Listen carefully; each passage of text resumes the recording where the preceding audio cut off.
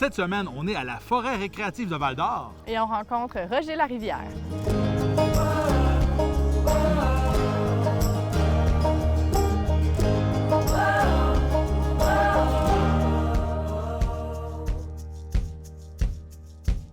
Caroline, aimes-tu ça, les champignons?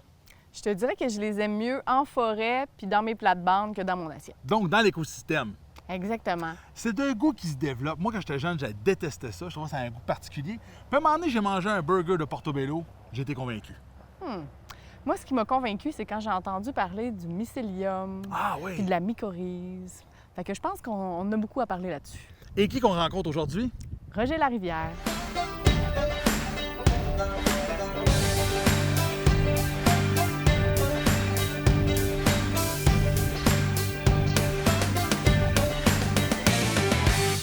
Moi, j'ai pas beaucoup de connaissances sur les champignons.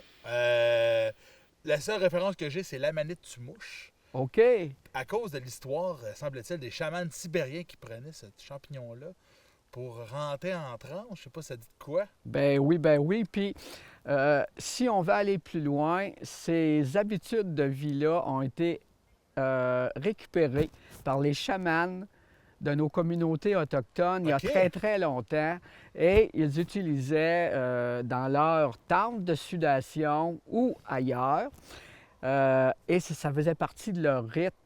Alors, il y avait du monde qui prenait ça, ce Le même champignon-là, champignon? l'amanite tumouche, oui. Puis, ce qu'on sait maintenant, c'est que l'amanite tumouche est un champignon qui, consommé jusqu'à une certaine dose, peut donner des effets, entre guillemets, buzzants. Ouais. OK? Psychoactif, on va le dire comme ça. Psychoactif. Et au-delà d'une certaine dose, ça devient très dommageable et curieusement, ça peut aujourd'hui nous conduire à l'hôpital. Puis moi, je l'ai vécu personnellement OK. avec, pas moi, Pas toi, mais quelqu'un qui l'a pris. avec quelqu'un. Et au début des années 90, il y a quelqu'un qui était arrivé à l'hôpital et l'infirmière qui était là me connaissait, elle m'a appelé, je suis arrivé avec mes livres et le gars, c'est un coupeur de ligne. Puis ça, il y en a beaucoup en région, des coupeurs de ligne. Puis il est arrivé sur l'amanite tumouche, puis il trouvait le champignon tellement beau que lui, dans sa tête, un champignon qui est beau ne peut pas être mauvais, il doit être très bon.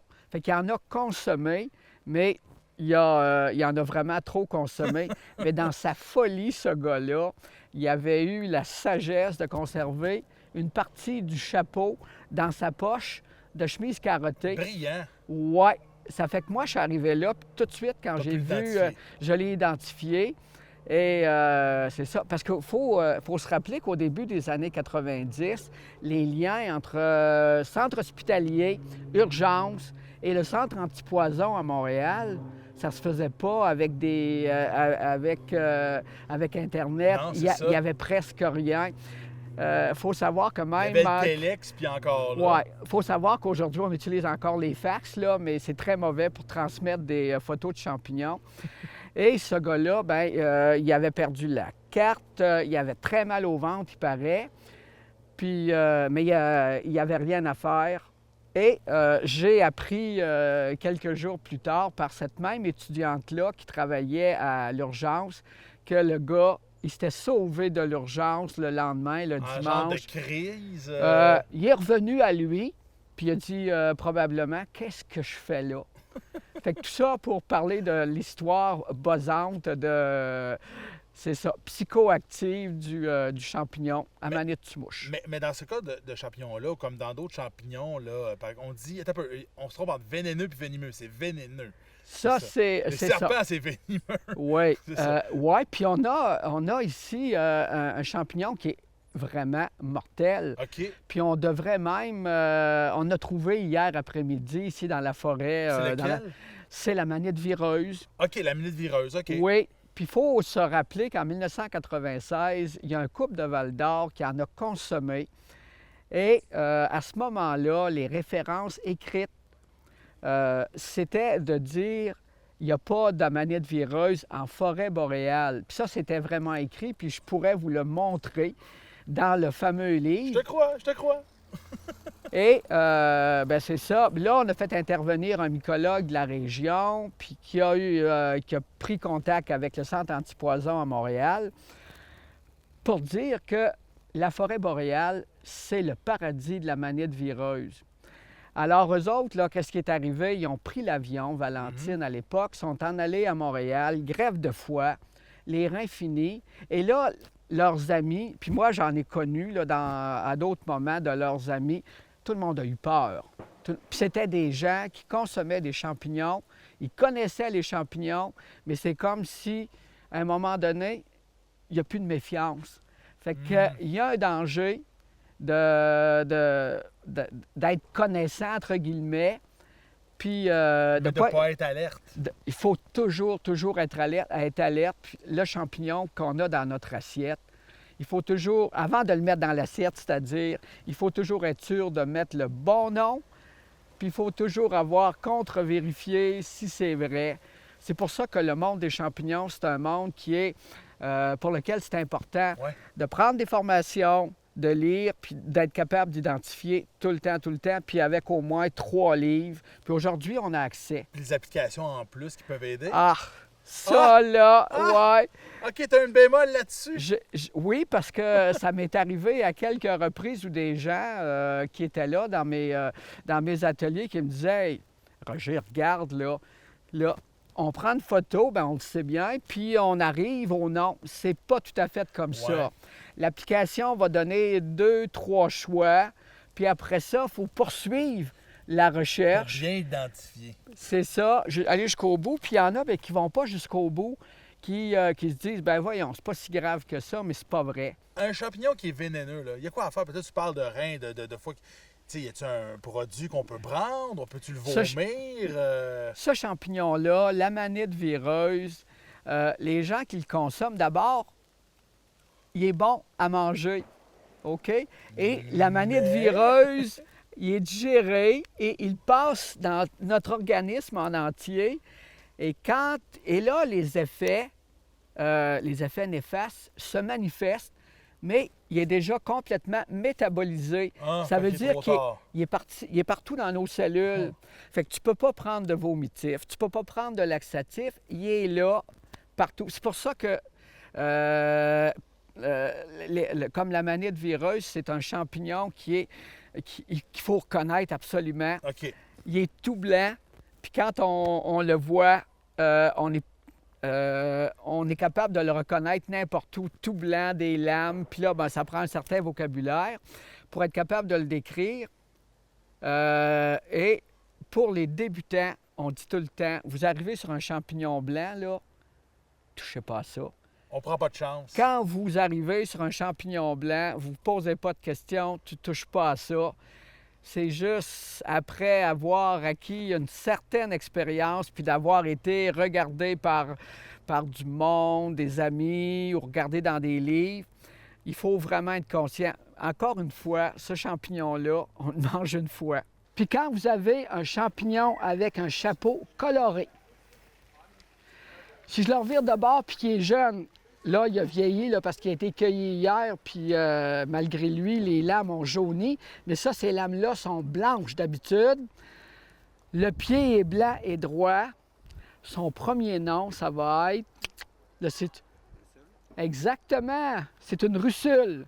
Voyez-vous, là, quand vous trouvez une russule, là, vous ne l'arrachez pas, vous ne la mangez pas, c'est des champignons qui n'ont même pas de goût, puis ils peuvent être juste piquants. Il y a une russule qui est comestible, c'est la russule de Pec. Puis celle-là, il faut regarder, les lames sont-elles avec des petites dents. Celle-là est comestible, mais c'est pas vraiment bon. Fait que, voyez-vous, là, toutes les fois vous trouvez une russule, morale de l'histoire, vous ne touchez pas à ça, mais c'est des câlines de beaux champignons. Ici, là, on est capable de voir drette là. Regardez ce que j'enlève, là. Le moisi, qu'on n'appelle plus du moisi, hein? On appelle ça du mycélium. Puis vous avez encore le pied est blanc et droit.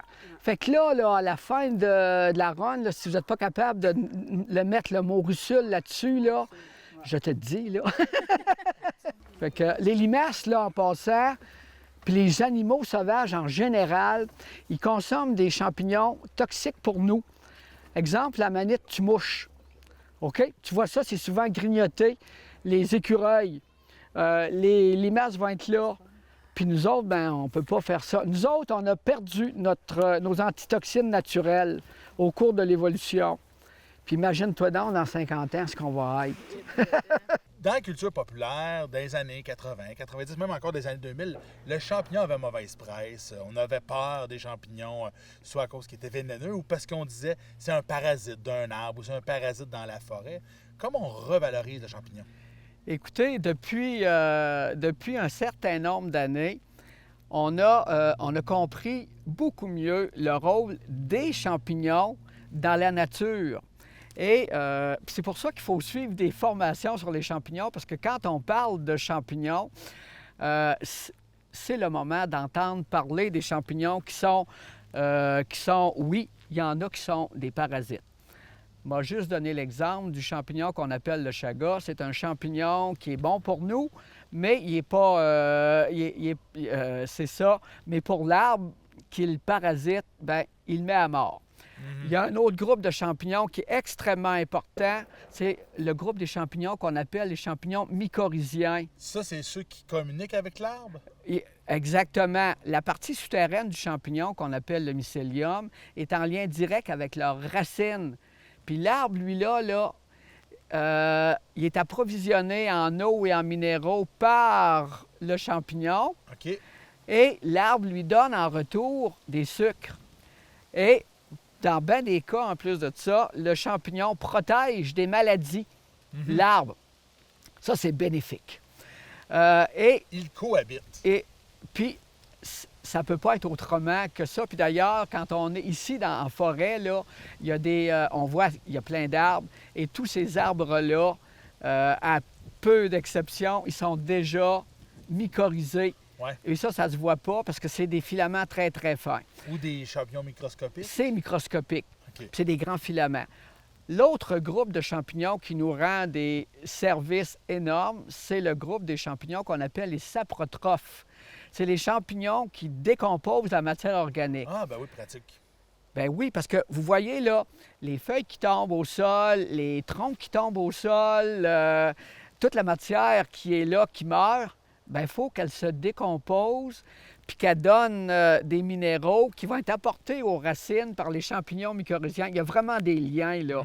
Il y a des champignons qui rendent service à d'autres champignons, mais les champignons saprotrophes, c'est les champignons qui font du compost pour nous. C'est nos composteurs. Alors, dans la nature, bien, il faut absolument que cette matière-là ne reste pas là, qu'elle s'accumule et qu'elle redevienne utile aux autres êtres vivants. Alors, vous voyez, quand on connaît ces trois grands groupes de champignons, bien, on comprend mieux les cycles dans la nature et dans la forêt. Et l'écosystème. C'est ça. Ça tourne tout le temps. Puis nous autres, on sait très bien que quand on va mourir, bien, on va être recyclés, nous autres aussi. On va être de nouveaux champignons. Bien, nous autres, on va être la nourriture pour les champignons. Qui, en principe, devrait nous décomposer si on était, il y a, mettons, 500 ans passés dans la Terre. Aujourd'hui, c'est pas tout à fait pareil. Puis, à un moment donné, bien, les minéraux qui nous composent, bien, ils vont retourner dans les plantes, puis qui vont être là. Fait que, mais c'est beau. Puis c'est le fun de savoir que la nature est garnie de ces cycles-là continuellement, puis qui nous donne, évidemment, les paysages qu'on a aujourd'hui. Quelqu'un qui veut commencer la mycologie, c'est quoi son kit de départ? La première chose, c'est ça lui prend de l'intérêt. Puis aujourd'hui, non, mais c'est vrai. Ça s'achète pas, c'est ça. Ça lui prend de l'intérêt. Puis je dirais qu'il y a des gens qu'il faut avoir le goût de consommer les champignons. Parce que moi, dans mes ateliers, c'est rare qu'il y ait du monde qui vienne aux ateliers puis qui disent « Moi, je suis là, j'aime pas les champignons, mais je veux les connaître. » Parce que on ne sait jamais. Mais souvent, dans un couple, il y en a qui aiment, puis l'autre n'aime pas. Donc, ça prend de l'intérêt. Deuxièmement, moi, ce que je vois très souvent qui arrive dans mes ateliers, c'est du monde qui ont pris plein de photos avec leur téléphone cellulaire, puis ils les trouvent beaux. Ouais. Oui. parce que C'est un bon point de départ quand Oui. même. Leur téléphone cellulaire est plein de photos. Puis là, il arrive à côté de moi puis il me demande « Hey, c'est quoi? » Ce qui est le plus désarmant pour quelqu'un qui donne des ateliers, c'est quand quelqu'un nous demande « Ça se mange-tu? » Mais on vit avec, puis je le vois aussi sur les groupes Facebook en passant. Mais la première chose, donc, il faut avoir de l'intérêt, il faut vouloir en manger. Un Puis, petit panier, son ouais. petit couteau. je pense qu'avant de partir, Avant de partir? oui, avant de partir, puis d'ailleurs, on va le vivre aujourd'hui, puis je le vis tellement souvent durant l'été, il faut prendre une formation. Puis, parce que c'est très important d'arriver dans un monde qui est immense. Il y a 3500 espèces de champignons au Québec. Puis en Abitibi, on a combien? Aucune idée. Moi, je vous dirais qu'il y a un inventaire dans le parc des Guebels qui a été fait il y a à peu près une dizaine d'années par des mycologues réputés et qui ça tournait autour de 5 à 600 espèces. Ce qui fait du sens pour notre territoire. Oui, mais dans ces 5 à 600-là, il y en a quand même un méchant paquet qu'on ne peut pas manger parce qu'ils sont trop durs ou qu'ils sont impropres à la consommation ou qu'on ne connaît pas encore. Lui, il avait un anneau. C'est probablement le bolet de Clinton parce qu'il avait un anneau. Puis la partie qui est dessus, là, regardez, il faut l'enlever quand on le cueille si on veut le manger parce qu'elle est gluante. OK? Puis souvent, il y a des aiguilles de coller dessus. Mais là, ce que je veux vous montrer, parce que tous les bolets, habituellement, on coupe le pied parce qu'il est trop dur. Ensuite, je le coupe en deux.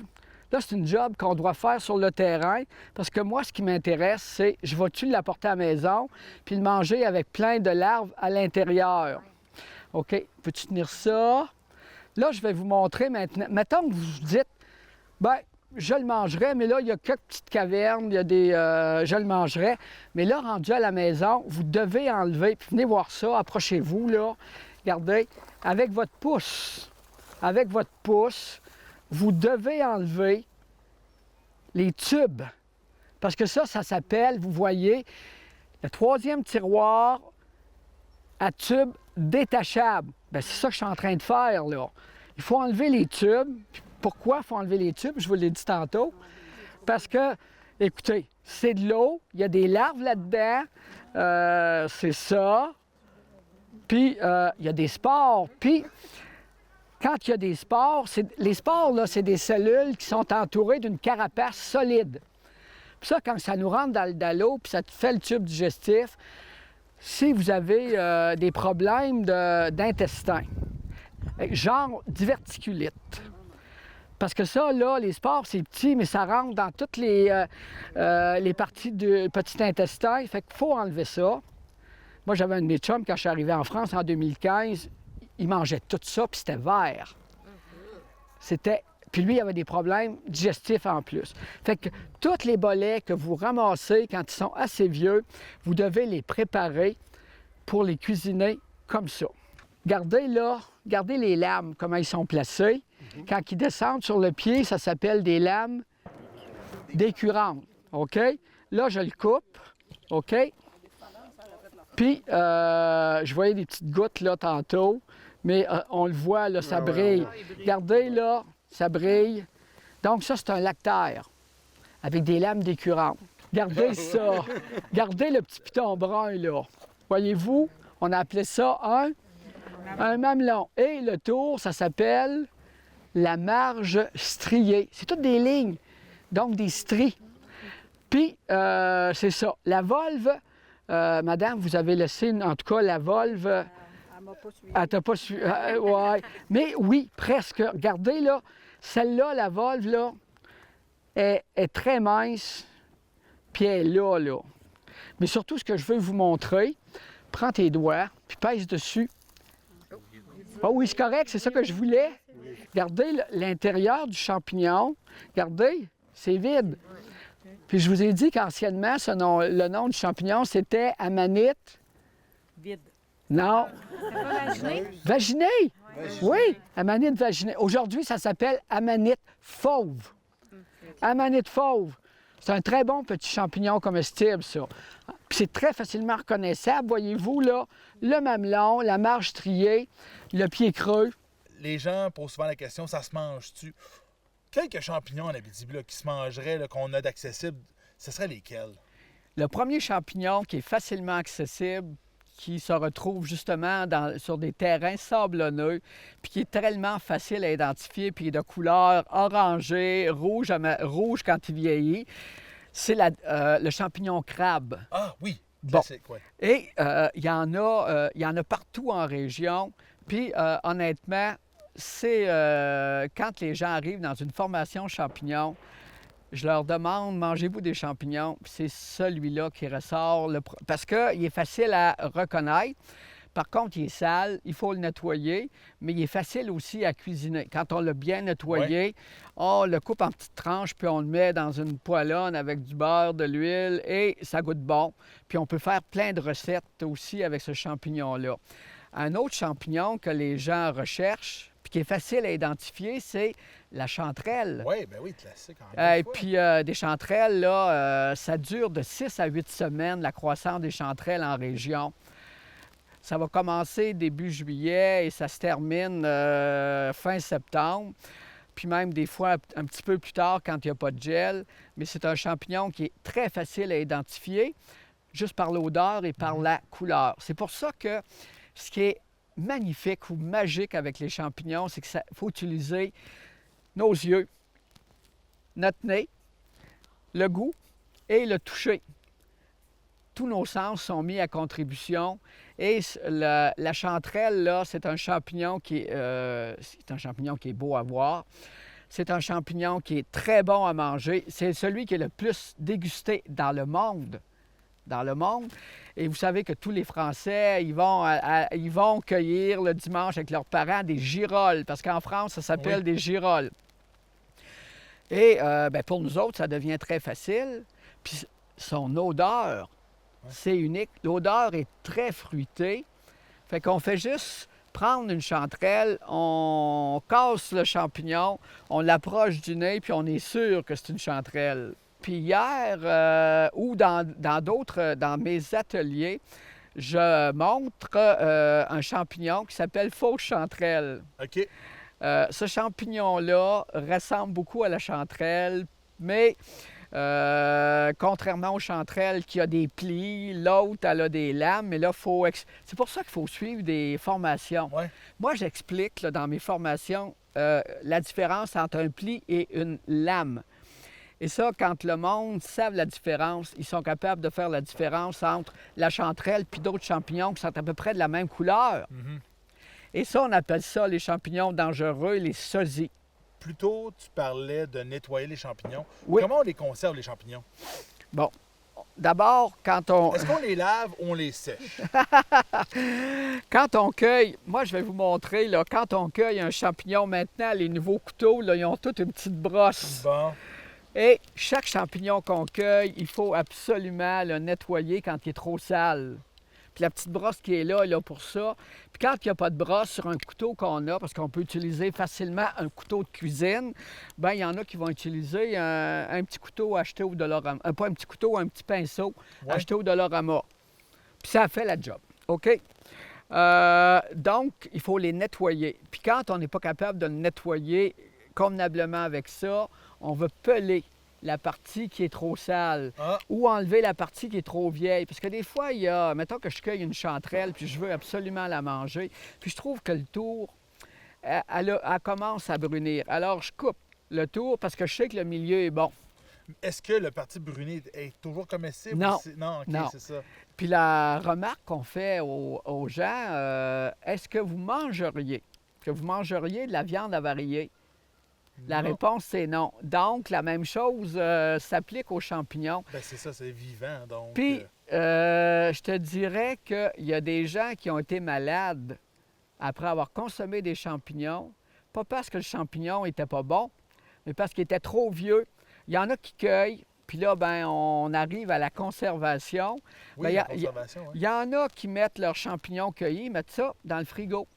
Il y a des champignons qui se conservent très bien au frigo. La chanterelle, par exemple, là, écoutez, c'est 2 semaines qu'on peut conserver ça au frigo. couvert un peu avec un essuie-tout. Mais il y a des champignons, là, en 24 heures, c'est fini.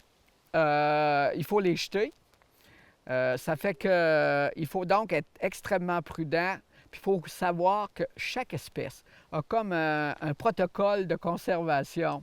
Beaucoup de gens pensent que les champignons sont des végétaux, mais c'est une classe à part qui, même au point de vue de l'ADN champignon, c'est plus proche de l'être humain. Oui.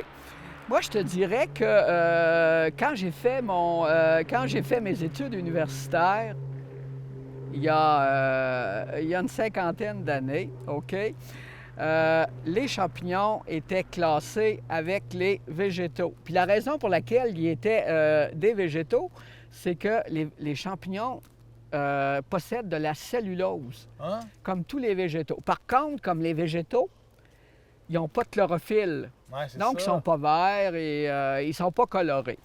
Mais il y a certaines plantes, très rarement, par exemple, qui sont blanches.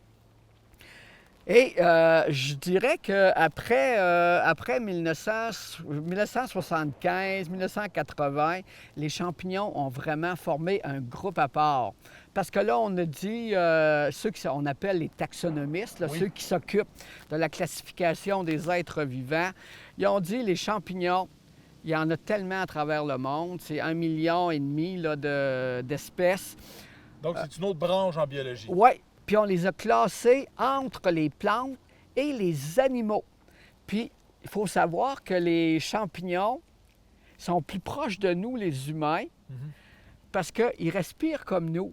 Qu'est-ce qu'on peut faire pour aider les champignons à se propager? Tu sais, quand on les cueille, est-ce qu'on transmet les spores? Quand on trouve des champignons sur notre terrain, est-ce qu'on les déchiquette puis on les propage? C'est quoi les bonnes pratiques? Bon, ça rejoint une pratique de récolte. Quand on arrive dans une talle de champignons, est-ce qu'on récolte tout ou si on en laisse tout le temps? Parce qu'on sait très bien que les champignons qu'on laisse là, ils produisent des spores pour les générations futures. Il faut savoir que les champignons ont deux façons de se reproduire. C'est très intéressant, puis c'est extrêmement important de savoir ça. La partie la plus importante pour le champignon, pour se reproduire, c'est la partie souterraine, c'est son mycélium. Puis ça, là, c'est très efficace. Puis le mycélium, c'est des petits fils qui vont aller aux racines ou qui vont aller à la matière organique. Les spores, c'est un peu plus accessoire. Puis moi, quand j'arrive dans une talle de champignons, je récolte et je récolte à peu près tout ce qu'il y a là, en sachant que quand je récolte les champignons qui sont un petit peu plus vieux, il y a des spores qui vont partir. J'accroche des champignons qui sont là avec mes bottes culottes. J'accroche des spores de champignons, mes bottes, puis que je vais traîner ailleurs. Moi, je suis un vecteur de spores.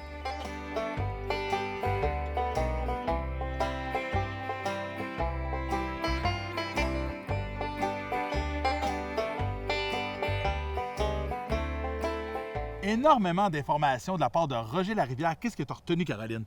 Finalement, ce que j'ai compris, c'est que c'est plus important de connaître les champignons qui sont toxiques, dangereux ou mortels que ceux qui sont comestibles, finalement. Oui, puis moi, j'étais impressionné par le mycélium, c'est ça? Le genre de réseau de toile, là, ça relève de la science-fiction. Vraiment, c'est tout un monde qui est caché à nos yeux.